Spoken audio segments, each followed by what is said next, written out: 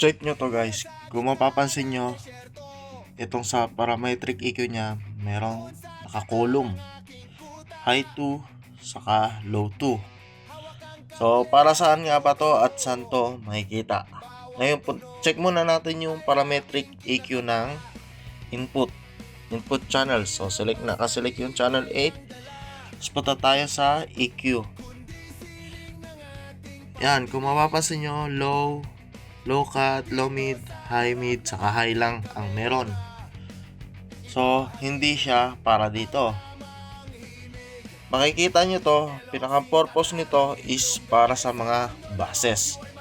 So, may left and right, matrix, mixed bus, doon nyo magagamit tong high 2 at low 2. So, papakita ko sa inyo. Mag-select ako ng isang buses. So, let's say matrix. So, yan na, matrix.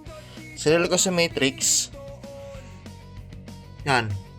Makikita nyo na yung pinagkaiba ng parametric EQ ng input saka output sa mga buses.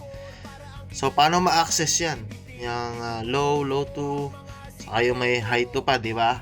So, kailangan, itong low 2, naka-column. So, pindutin mo siya para ma-access mo yung low 2. Sabay mo siya pinindot. Ngayon, na-access mo na si low 2. Yan.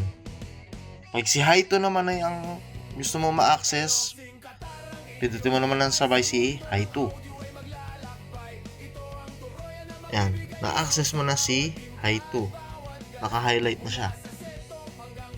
So, makikita nyo ang pinagkaiba ng parametric EQ sa input channels at saka sa mga outputs.